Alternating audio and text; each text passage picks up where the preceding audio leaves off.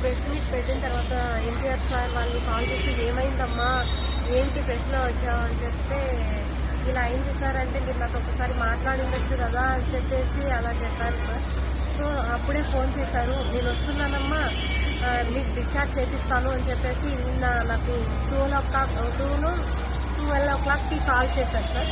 Call చేసి నేను చేస్తానని చెప్పేసి నైటే వచ్చారు ఎన్టీఆర్ సార్ టీం వాళ్ళు.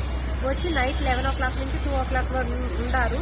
ఉండి ఆ అబ్బాయి గురించి మొత్తం డీటెయిల్స్ అంతా కనుక్కొని సరే అమ్మా మేము ఇవన్నీ డిశ్చార్జ్ చేయాలి సార్, ఎలా ఉంది సిచ్యువేషన్ అన్నీ ఎక్స్ప్లెయిన్ చేశారు. చేసిన తర్వాత మళ్ళీ ఏం జరిగిందంటే, మేము మార్నింగ్ వచ్చి ఆ అబ్బాయికి డిశ్చార్జ్ చేపిస్తాము అని చెప్పారు సార్. మళ్ళీ మార్నింగ్ వచ్చి ఆ మేడం వాళ్ళతో నిన్న 20 lakhs పే చేయమని చెప్పారు కదా.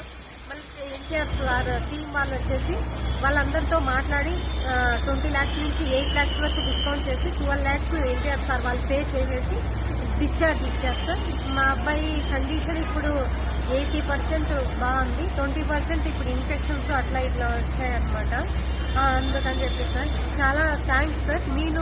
ఎన్టీఆర్ సార్, నేను ఎప్పుడు మిమ్మల్ని తప్పుగా మాట్లాడలేదు సార్. నేను వాళ్ళని అడిగే క్వశ్చన్స్కి నేను ఆన్సర్ చేశాను అంతేగాని మా ఫ్యామిలీ మొత్తము ఎన్టీఆర్ ఫ్యాన్స్ సార్.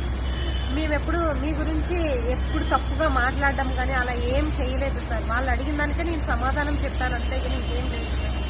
మా ఇంట్లో వాళ్ళందరూ మీరు మాట్లాడే స్పీచ్ విని మేమందరము ఒక పిల్లాడంటే ఇలా ఉండాలి అని మా అవ్వ వాళ్ళు అందరూ అలా అనుకుంటారు సార్. మేము కానీ ఇలా మీరు మాట్లాడుతుంటే అలాగే టీవీ ముందర కూర్చొని చూస్తూ ఉంటాం సార్. Thank you sir. మా అబ్బాయికి డిశ్చార్జ్ చేసి మీ అందరి సపోర్ట్ వల్ల డిశ్చార్జ్ అవుతుంది. ఆ అబ్బాయి